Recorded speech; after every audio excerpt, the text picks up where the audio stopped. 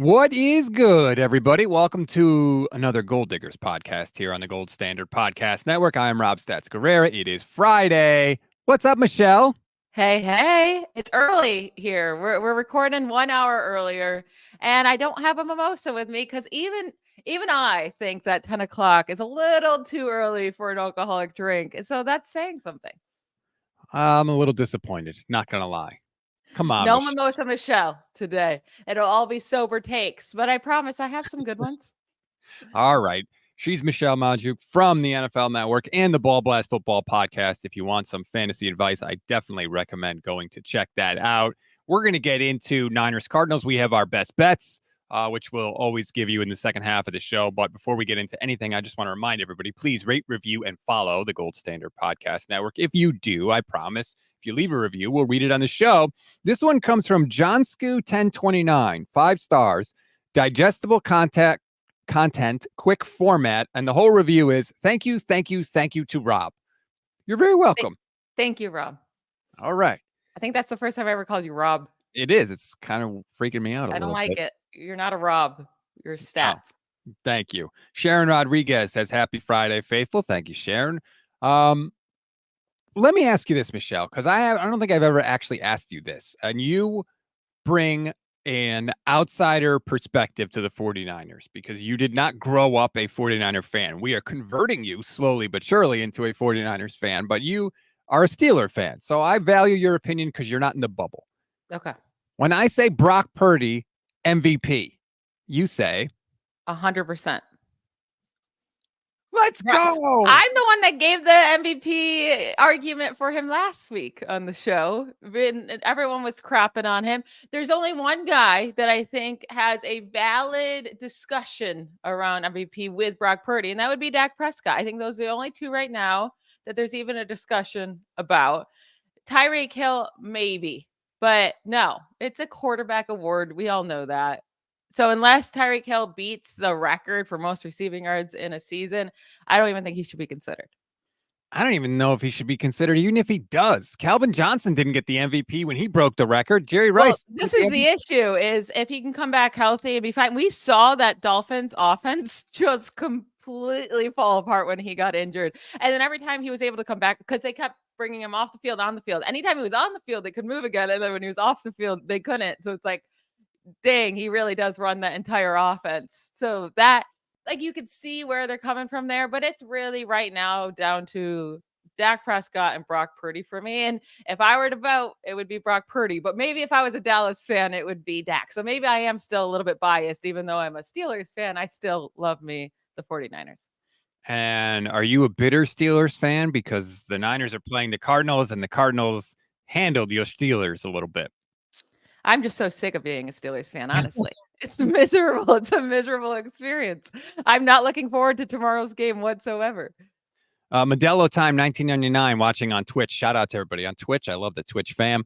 Says they can keep the MVP trophy. We want the Lombardi trophy. I want both.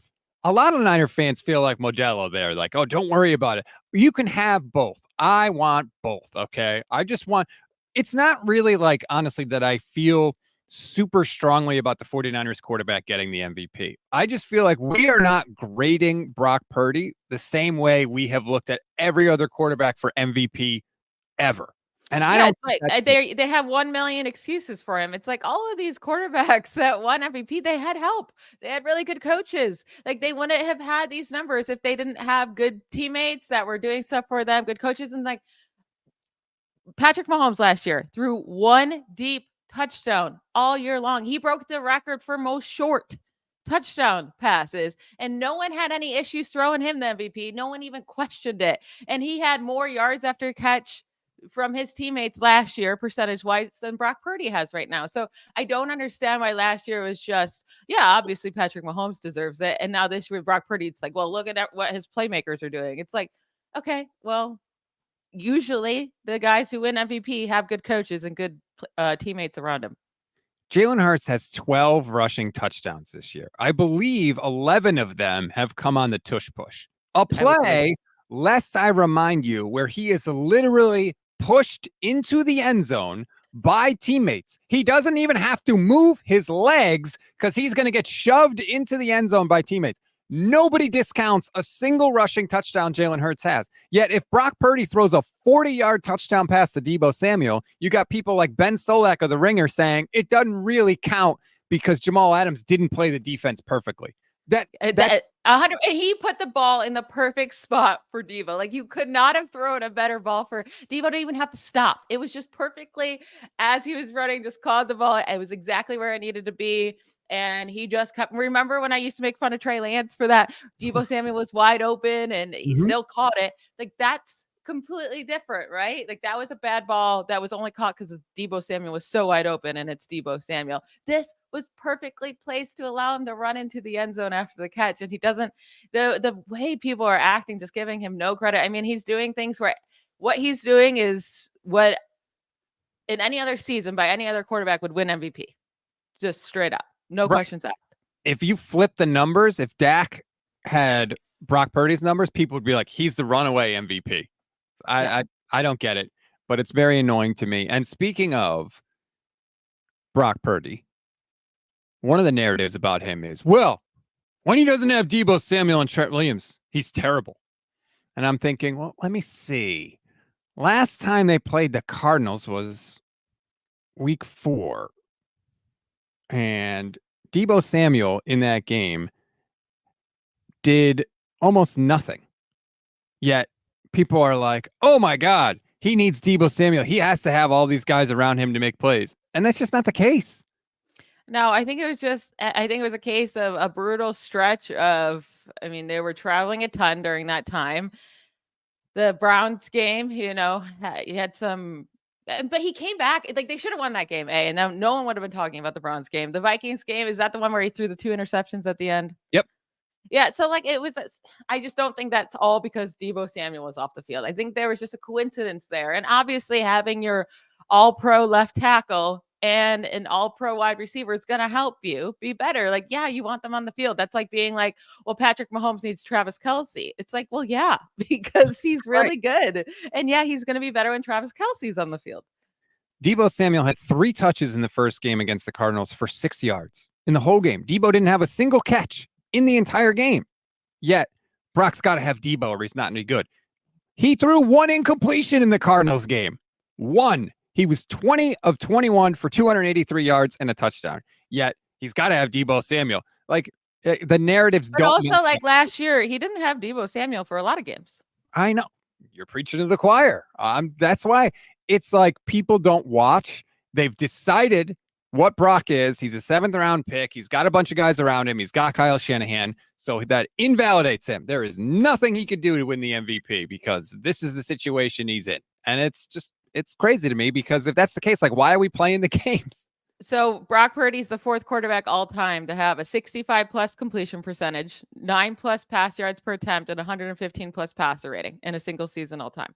The others are Peyton Manning in 2004 when he won MVP, Aaron Rodgers in 2011 when he won MVP, and Matt Ryan in 2016 when he won MVP. That's the list. Yeah, but it's easier for Brock Purdy. It doesn't count for Brock Purdy. Yeah, but it's pissing me off, man. It really is. Purdy has 6 games this year, averaging over 10 yards per attempt and 120 plus passer rating. That's the most such games in a single season in NFL history by any. And we're only week fit. Like, there's still weeks left, and he's already hit the record. What he's doing is not just because he's in a good system. Yes, that helps him, but I don't think if Sam Darnold was starting this year that we'd be seeing him close to these numbers. He may be having his best career season. That's not saying anything because Sam Darnold was straight trash before. So yeah, he might be having his best career season, but that doesn't mean he would be putting up nearly the numbers that Brock Purdy's doing. All right, let's shift the focus to this actual Cardinals game because I feel like we've been talking a lot about the MVP. Niners, this is a hat and t-shirt game. You win this game, you win the NFC West. Now, they could also win it if the Rams lose, but let's not go there. Let's handle our business, win the game, get the hats and t-shirts, win the NFC West. Niners have some injuries that are starting to scare me a little bit. Now, the good news is Steve Wilks did say yesterday he thinks Dre Greenlaw is going to play. And I know John Lynch was on KMBR earlier today, and he said that Mooney Ward is definitely in play to participate in the game. He said that Mooney could have come back in last week, which I thought was really interesting. So if you're telling me they have Mooney, Ward, and Greenlaw, then I'm not worried. But if Javon Hargrave is out and Mooney Ward is out and Dre Greenlaw is out, then I start to worry a little bit about that Cardinals offense. Meh. Maybe Greenlaw, because I'm not worried about a single wide receiver the Cardinals have. I used to, talk up Marquise Brown, but he is doing absolutely nothing this season. I mean, he's really not doing anything. So I'm not worried about any of the corners having to guard any of these wide receivers. None of them scare me. Trey McBride is really their one huge weapon right now. They're going to have to do a good job covering him, something the Steelers did not do, and he destroyed them, and that's how they kept moving the ball. It was only Trey McBride and James Conner. Those are the only two people who did anything to win against the Steelers before their bye week. I'm not worried about James Conner going off against 49ers. I think they're going to handle that. I think James Conner hasn't really done anything in quite a long time until that Steelers game. I think the revenge factor had a little bit to it where he was just going extra hard. So I'm not worried about him. But the 49ers in their last 3 games played, so since the start of last year, right? They've won all those games, but they've outscored the Cardinals 111-39 over those 3 games. +6 turnover margin over those 3 games. I'm not worried about this whatsoever. And I'm not worried about them having the bye just last week, because the Cardinals are 1-4 after their bye since 2018, tied for the fewest wins, such wins in the NFL during that span. Like, it's not like they come out after the bye with Kyler Murray and win like ever. I can't help but get the Raiders game. It's in my head from last year, right? Just a game where you thought the Niners were going to roll, and then all of a sudden the Raiders start putting up points left, right, and center. Oh, by the way, the Raiders dropped 60 last night, which is that was wild. Like, what the hell is happening in the NFL? Anything could happen at any time. But I almost wonder if, because of the Niners injuries, again, no Javon Hargrave, probably, no Eric Armstead, probably, if maybe the Cardinals have a little more success offensively, and this is a game where the Niners offense has got to consistently move the ball and get touchdowns. Yeah, I'm just not worried, because I know last year when going into the Raiders game, you're like, it's the Raiders. And who did you say was starting? Did you mention his name? Who was it? Jarrett Stidham? Was it Jarrett Stidham? Yeah. Yeah. But I think with that game, they really were like, it's Jarrett Stidham. At least, like, this is still a divisional game. This is still Kyler Murray starting. So I don't think they're going into this just completely overlooking this game. And it's still one, like you just mentioned. If they win the NFC West. So I don't think this is a trap game. Brock Purdy 7-0 against the NFC West, has the highest career passer rating versus his own division by any quarterback in the Super Bowl era. I'm not worried about it. Doesn't count. Doesn't count, right? Nope, doesn't count. Yeah, he's 7-0 against the NFC West, 12 touchdowns, 2 interceptions, including the playoffs. But 15 total touchdowns. That doesn't count. He's got really good teammates. This is in a really good offensive. He averages 10 yards per pass attempt against the NFC West in his career. Again, 8 yards per attempt is wild. Like, that's really great. 10 is absurd. It's all catch and run, though. It's all 2-yard passes, and everybody just breaks 6 tackles, and that's how he gets all his yards. And no other quarterback ever checks it down to anybody, too. So there's that. There's 2 other little juicy tidbits in this game that I think add a little extra juice from the 49ers perspective. One, let's not forget, Steve Wilks is suing the Cardinals right now because of everything that happened while he was there with the owner and the GM and communicating when they weren't supposed to. So I think he's going to want to put it on the cards a little bit. And the whole Bosa Kyler Murray thing. I don't know if you've heard this story, Michelle. I love telling this story. Cards had the number 1 pick in 2019, and it was Kyler and Bosa. Those were the 2 guys at the top. Niners, of course, had the number 2 pick. Bosa meets with the Cardinals. He meets with Cliff Kingsbury and Steve Keim, the GM. He has dinner with them. They go through the whole thing. As they're walking out, Bosa puts his arms around each guy, and he looks at the GM, Steve Keim, and he says, I think you're going to take that little quarterback.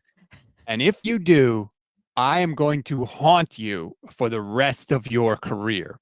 And Keim and Cliff Kingsbury get in the car, and they look at each other, and they say, damn, I hope he doesn't catch that little quarterback.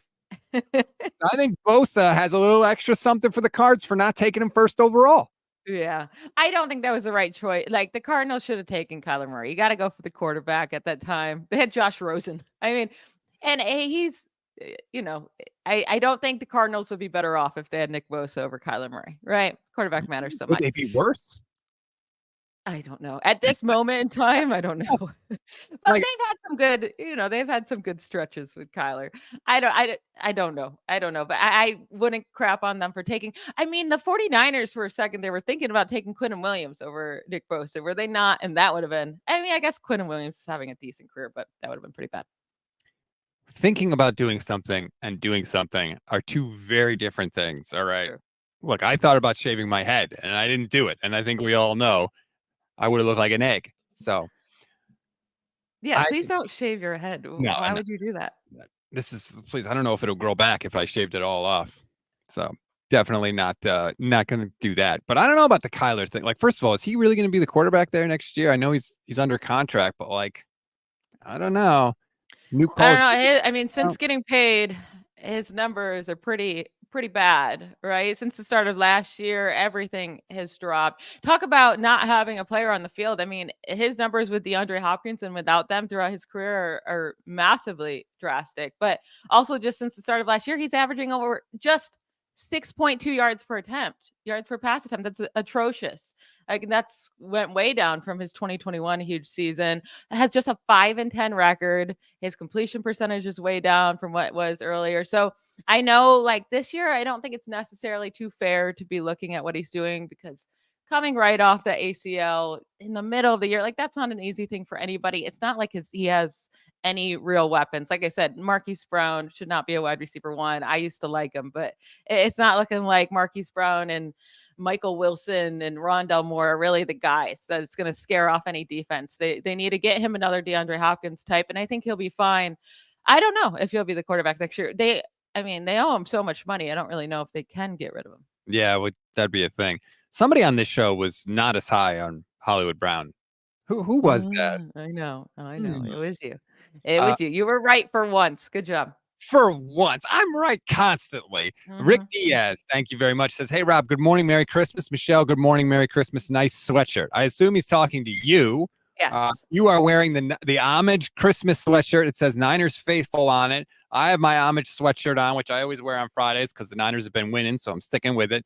But if you want to get this gear or any other 49ers gear, just click the link in the description of this show. It'll take you right to the Homage 49ers page. They have awesome Niners stuff. It's super comfortable. It's warm. They have other like pop culture type shirts and then teams from every sport. So it's not just Niners, but click the link in the description of the show, whether you're listening on the pod or on YouTube, and it'll take you right there.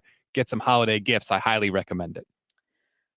So what I did want to bring up about Kyler, going back to this game. So he hasn't faced the 49ers since week 5, 2021. It's been a long time. So Mm-hmm. the 49ers are, I guess when I did say, they've outscored them, what? I don't have it up again. What was that? 111-39, right? Over the last 3 games. All of those games were without Kyler Murray. So I will give them that. But Kyler Murray in the games he did play, against them in his career, it wasn't fantastic. He did win that last game against the 49ers. They won 17-10, right? The last game he started. Trey Lance was starting in that game, not Brock Purdy. So 2 completely different situations here. But also, Kyler Murray, since the start of last year, is atrocious under pressure. Like, his numbers are some of the worst across all of the quarterbacks. And guess who's really good at getting pressure this year? The 49ers. So Oh as yeah. long as they can apply pressure to Kyler Murray, I think this is going to be super easy.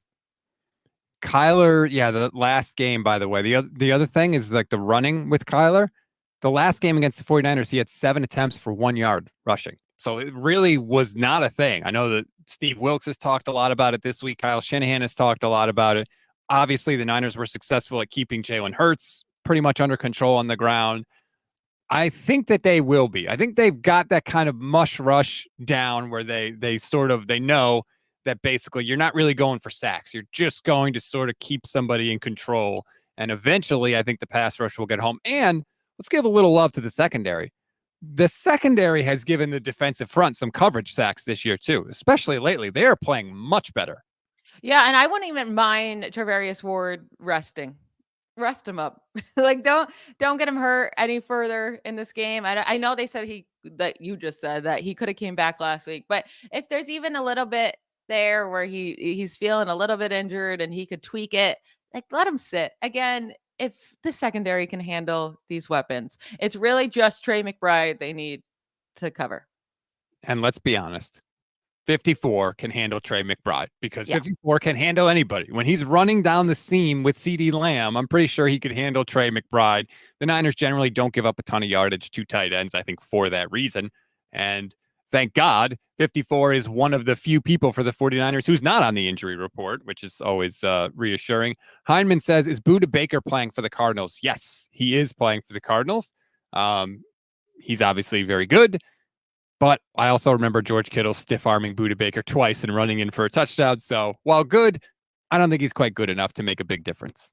Nah, the Cardinals defense is, I mean, they started off okay. I feel like they started off better than they were supposed to be because like on paper, they look like they have the worst defense in like NFL history coming into the season, but they're allowing the most first downs per game, allowing the third most points per game, allowing the second highest third down conversion percentage. And that's all where the 49ers excel anyway. So I'm not worried about their defense and I'm not worried about their off. Like this game should be another killing. I think the line is plus 12. I would easily take that. I think they win by 18 points. So I know we go back and we look at week 4 and it was 35-16 and that's great. But it was a 1-score game going into the fourth quarter before the 49ers pulled away.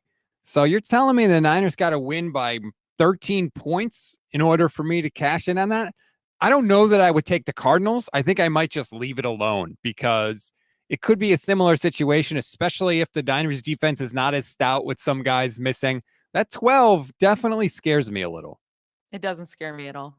They're going to do it. 18 points at least. Maybe I'm just shook by what the Raiders did last night. I mean, the Raiders did not score a point 2 weeks ago, and then they dropped 60.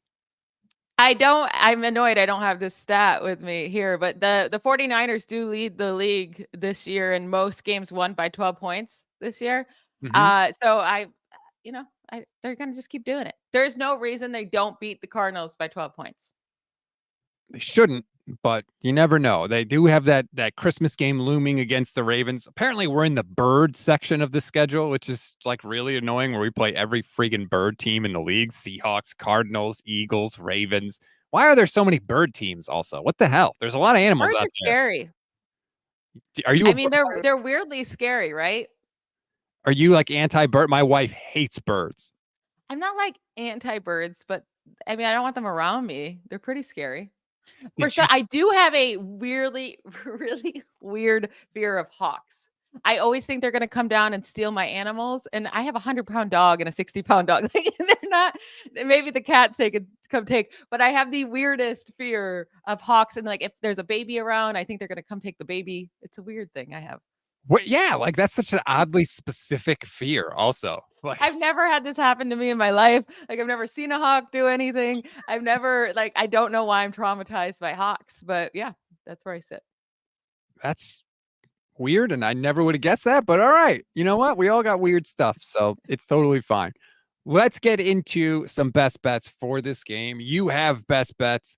I've got a couple best bets. J. Cruz 49er says Michelle thinks birds are drones, apparently. Appreciate that. Who thinks birds are drones? You do, apparently. I mean, that's the thing that hawks do. They do pick up small animals, and they have picked up children before and stolen them and killed them. Okay, like people in the chat. M. Patel, I've seen a hawk eye my dog. The Sentinels football channel says they'll go after the cat and the baby. Like, apparently this is a thing. Yes, I didn't just make this up. This is why I'm scared of them, because they do this. They will stalk your little animals and they will try to get them.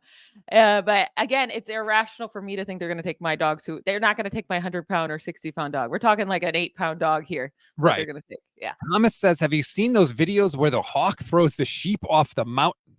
What the hell? Hawks are scary freaking animals, man. They're scary. They're down. They just want to get you. Okay. I know what I'm going to do after the show. Don't do it now. This is our time. All right. Best bets for the show. I always start it off. Give me your fastball guaranteed. You got one bet to make this week. Where are you going? And by the way, last week we killed it. We killed it on the Debo over. We killed it on the McCaffrey hit is over on one freaking play. So we're rolling right now. Yeah, I was 3 for 3 last week. Let's try to do that again. Debo, this is just the easiest one out there. I mean, I feel like it's cheating and the odds are fine. Like it's not, you'll make plenty of money on your bet. It's like, I think minus 110. I'll take that. But Debo Samuel over 58.5 receiving yards. I mean, he's had at least 60 yards in each of the last 4 games. I mean, it just keeps increasing every week. 63, 79, 116, 149. So what are we going to get this week? 170? Who knows? But the Cardinals are giving up the second most yards per target to wide receivers this season. Arizona plays a lot of zone defense, one of the highest rates in the NFL. No player has more receiving yards than Debo against the zone after the last 4 weeks. It's not even close. Like it's Debo at 407, Tyreek Hill at 341, Devonta Smith at 338, and no one else has more than 300. And again, Debo's at 407 over the last 4 weeks. And he's averaging 19.5 yards per reception against zone during that span. So if you want to take his over longest of 23.5 longest reception, I like that as well. I love that bet. That is fantastic. And you kind of touched on it in the beginning. I had trouble picking best bets this week because all the 49er bets are like terrible odds. It's all like minus 170, which if you don't know, that means in order to win $100, you'd have to bet 170. So it's like, yeah, I might win this, but I'm going to have to put up so much money to win very little. It's not really worth it. But you found a good one there. I like the Debo over 58.5. Kyle Shanahan said this week he's playing the best ball of his career. I think he is. He is just at another level. He's so dangerous every time he touches the ball, no matter where it is. If it's in the backfield, if it's on a screen, if it's deeper down the field, every time he touches the ball, he's a touchdown threat. And it has added so much to this offense. So I'm with you. Debo over 58.5. That is fantastic. I actually didn't see that one. So good job, you. So I actually have one that goes with his touchdown since you just brought it up. It's a fun one that they have on DraftKings. Can I say it before you go into yours? Yes. Okay, so it's called Fresh from the Field. It's one of their like special picks of the week that they came up with. So you have to have a Debo Samuel rushing touchdown and a Debo Samuel receiving touchdown to win, but it's plus 750. So if you bet $100, you win $750. Or if you're a normal bettor, you bet $10, you win $75, right? Don't go too crazy here. But I mean, we've seen him do this in each of the last 2 weeks. Now, for him to do it in a third week, it's a stretch, right? And that's why it's plus 750 odds, because the probability should not be very high for this. But he has a rushing touchdown in each of the last 3 weeks and in 4 of the last 5 games. The Cardinals have allowed the 4th most passing touchdowns and the 5th most rushing touchdowns. And this is just a little fun note. There have been 18 instances of a player having a rushing touchdown and a receiving touchdown in a game this season across the whole league, right? 18. The 49ers have 5 of those instances. 5 of those 18. 3 from Christian McCaffrey and 2 from Debo. And the Cardinals allowed 2 of those 18 instances. One of them was CMC against the Cardinals, and then one was Saquon Barkley against the Cardinals. So you know what? For plus 750, we've seen Debo do it each of the last 2 weeks. They clearly like to use him around the goal line right now. I'm fine with this bet. I like it a lot. You know how I think you get it? Because I feel like they haven't really done as much with the Debo running. I know they did last week because he got stopped like an inch short of the goal line and they wanted to get him the touchdown. But people might not remember. There was a play in the first game where Brock throws it to McCaffrey and he hurdled the guy and ran into the end zone. But because Brock threw it just a little backwards, it actually counted as a rushing TD, not a receiving TD. You may be able to steal a Debo rushing TD that way, to where like Brock throws the ball, but because it's a little bit backwards, it's a rushing TD. So those odds are so good. Did you say plus 700? 750, plus 750. I have to. This is just like $10. Don't get crazy. Don't throw away your money, but $10 to win 75. And when he's done it each of the last 2 weeks, I like it. I like taking those chances. Flynn West says, Michelle, you are by far the best part of this network. Fridays are my favorite days because of you. Rob, you're making okay. Me blush over here. M. Patel says it's unlikely. That's why it's plus 750. Yes, we know it's unlikely, but the point is there comes a point where the odds are so good that it's like, all right, I'll just put down a little, because if it happens to hit, I'm going to risk so little to gain so much. So this is why Vegas is rich, you know. This is why sports books do so well, because of you and I. Of course. Like, what? Like, look at these odds. If it hits, it's great. But also at the same time, he has done it in each of the last 2 weeks, and that's why they're baiting people 100%. This is bait. Like, I get it. I get what the sports books are doing, but it doesn't seem that crazy to me in this matchup that Debo would do this. It's not a hard matchup at all. They are allowing the most 5th most passing, 4th most rushing touchdowns this year. Like, there's going to be scoring in this game, and they like to use Debo right now. Debo's on fire. Stay in those flames. Yeah, honestly, he's playing as good as he did in 2021, which is saying something because that was one of the most historic seasons we've ever seen. My first best bet, I like this one. Christian McCaffrey, 2+ touchdowns. It's plus money. It's plus 140. So I like that. Obviously, McCaffrey, look, he's incredible. He can score a rushing, receiving touchdown every week if he wants to. He had 7 catches when they played the Cardinals earlier this year, 7 for 71 and a touchdown. He also had 20 carries for 106 and 3 touchdowns.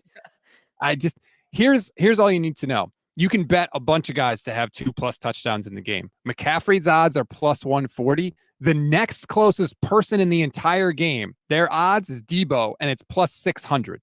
So they're telling you that out of anybody in this game, they think McCaffrey is the best bet to have 2+ touchdowns. It doesn't matter if they're 2 receiving, 2 rushing, whatever. So to me, this is the most attractive bet.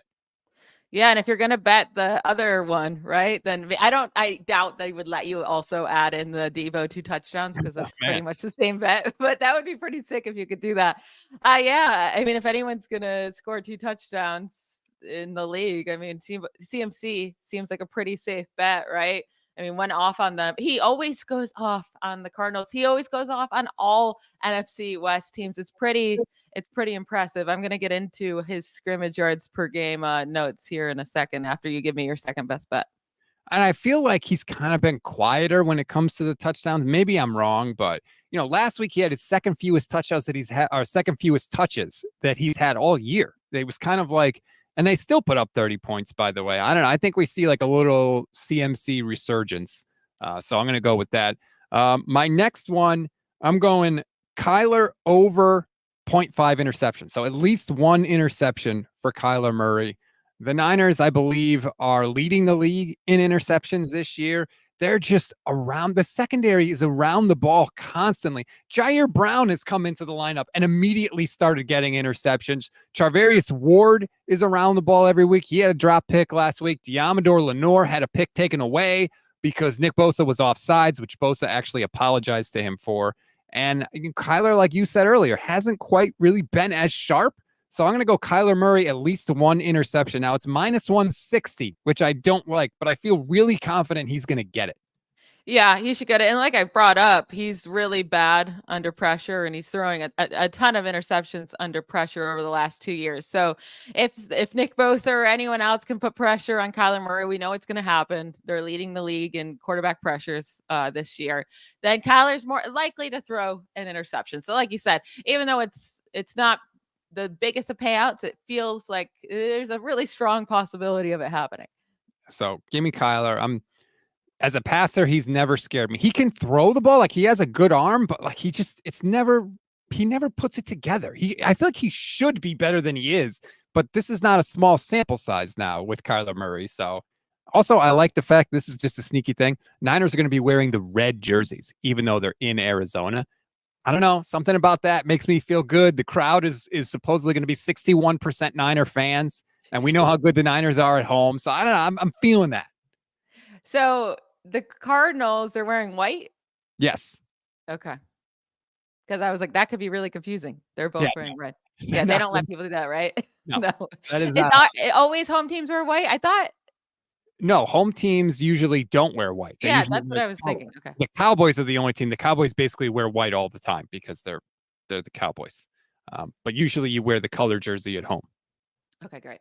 I like the Cowboys white jerseys though. You know, it's so weird. My wife last night just asked me, what jersey or what uniform do you think you would look the best in if you had to wear a uniform? And I said the Cowboys white jerseys and pants. I think that would be the sharpest. Oh, you're going all white? Yeah, all white. Do they not wear white pants? Oh, they wear like a light blue. Those weird, that's Oh, you know what? I didn't say Cowboys. I said the Colts when they wear they're all white. Colts. I don't know. I don't think I would look good. I'm 140 pounds, so I don't think I could pull off the football jersey look. You would have to go with the white because you're slim. Why, does the white ad make you look bigger? Yeah. Oh, all right. That's the secret then. Okay, so I've given my 2 best bets. What is your 3rd best bet? All right, so I'm just going with this. I'm going with the stars, and I'm fine with that. So I'm going Christian McCaffrey. This number is insane. Over 120 and a half scrimmage yards. And you know what? It's fair. It's fair that they have it that high because he's averaging 136.5 scrimmage yards per game in his 6 career games against the Cardinals. By the way, he also has 7 touchdowns over those 6 games. So he has at least 100 plus scrimmage yards in 5 of 6 games against the Cardinals. We just saw him against the Cardinals in week 4 put up 177 total yards. So I obviously, like, we just feel good about that with Christian McCaffrey. He does it pretty much every game. But I wanted to just give a fun little note just about him against the NFC West in his career. So he's averaged 147.6 scrimmage yards per game versus the NFC West in his career. That's the most by any player versus any division since 1950, minimum 15 games played. This is the leaderboard, right? Versus any division by any player. So it's Christian McCaffrey first. Second is Clinton Portis against the AFC West. Third is Marshall Faulk against the NFC West. Fourth is Barry Sanders against the NFC Central. And then fifth is Walter Payton against the NFC West, which is funny. That's a lot of NFC West there that I just named. But so a bunch of Hall of Famers and Clinton Portis and then Christian McCaffrey. Pretty cool. I didn't realize it was that high. That's crazy. Oh, it's not even close to the next one. So Clinton Portis is the second highest. It's at 132. And again, Christian McCaffrey's at 147. It's 15 more yards per game. He's averaging more than the next closest person. It's basically 150 yards per game by McCaffrey. He has been so much better than I ever thought he was going to be. And I thought he could be pretty good if he stayed healthy. He's been fantastic.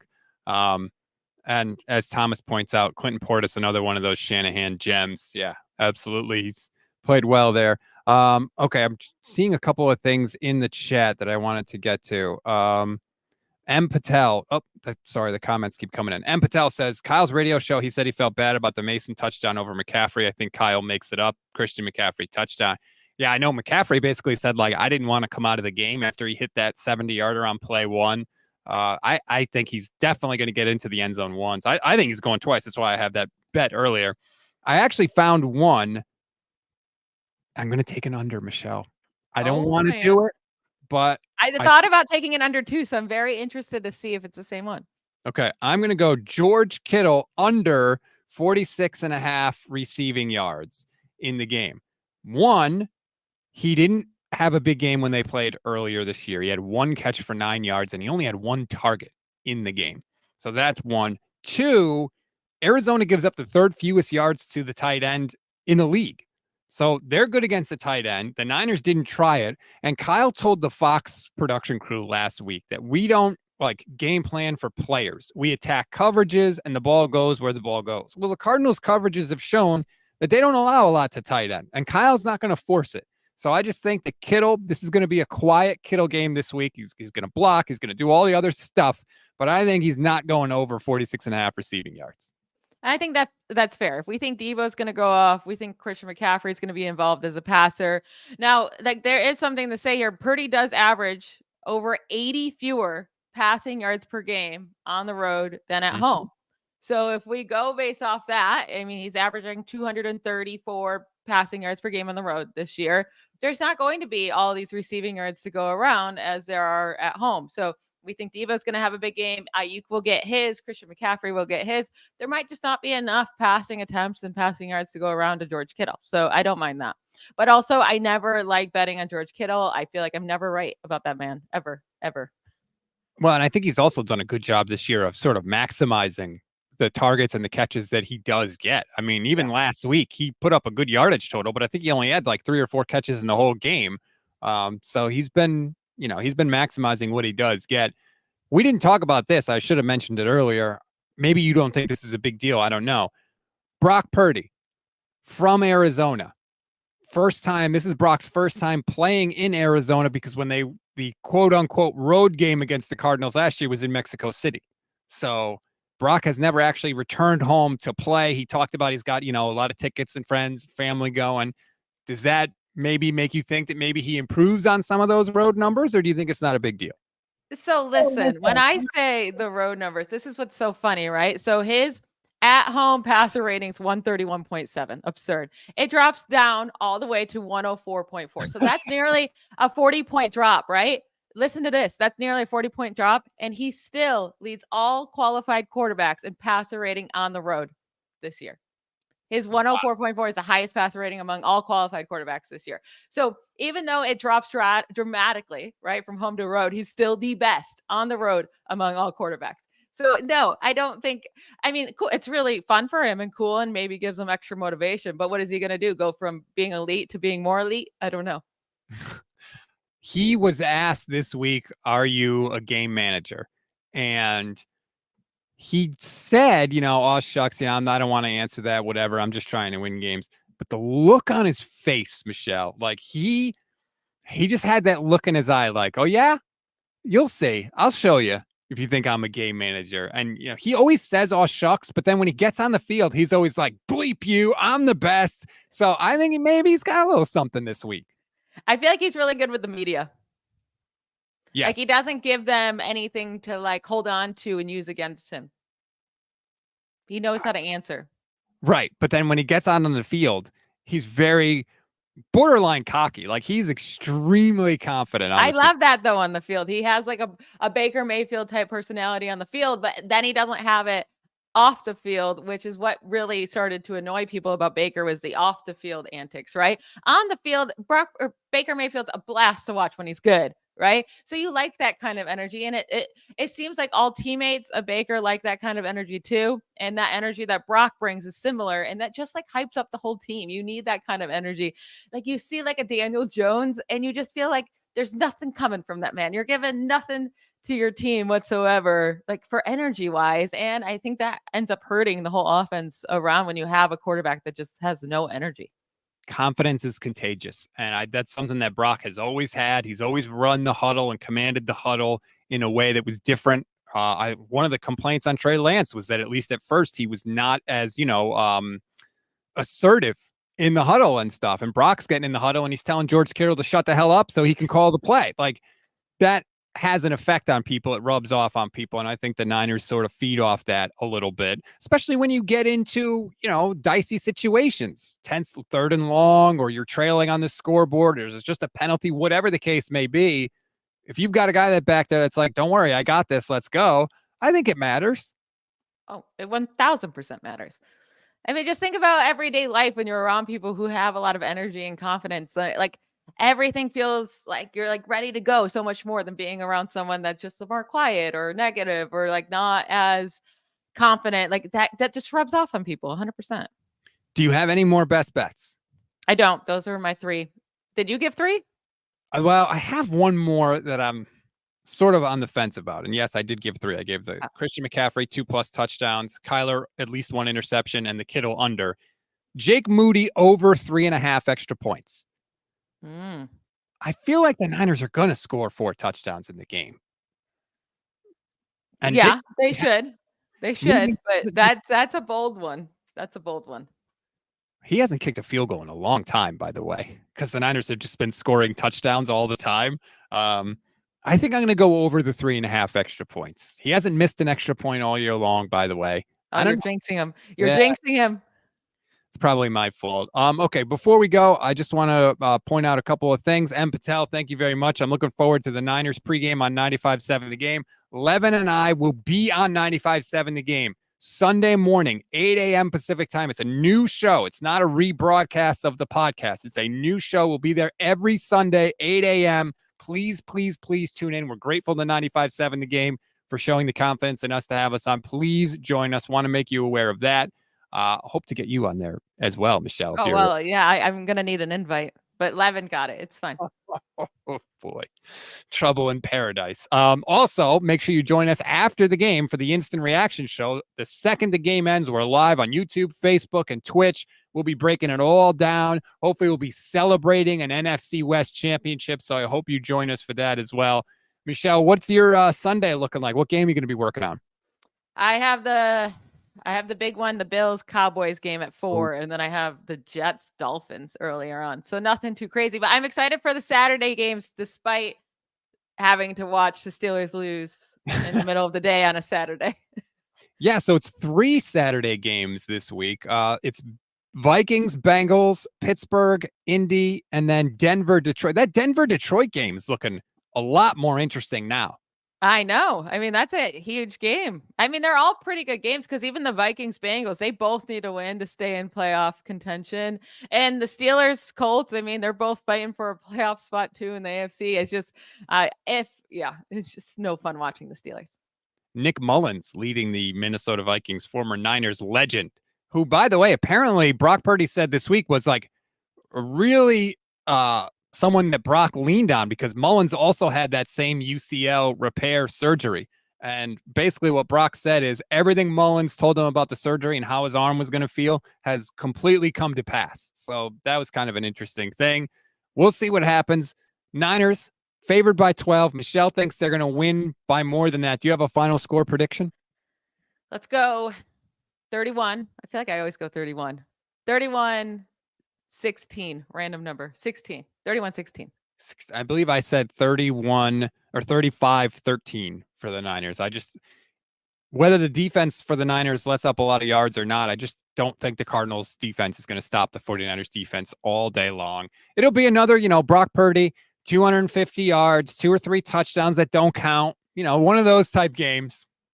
Just another 4 touchdown game, 300 yards, and right. Everyone's going to be like, it's just everyone else. It wasn't Brock Purdy.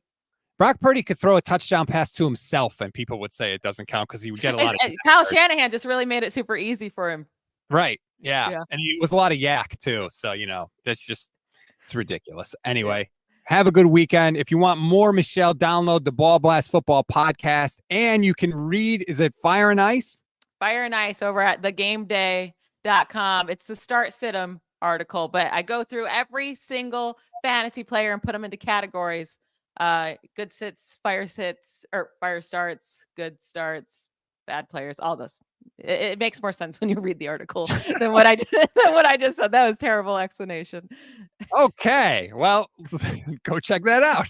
I'm not even drinking a mimosa. Yeah, that's scary. But what's in that mug? I don't know. It's sadly just water. Hopefully, I'll have a mimosa in me in a couple hours. Enjoy the rest of your weekend, everybody. Let's go Niners, and we'll talk to you after the game. Bye, y'all.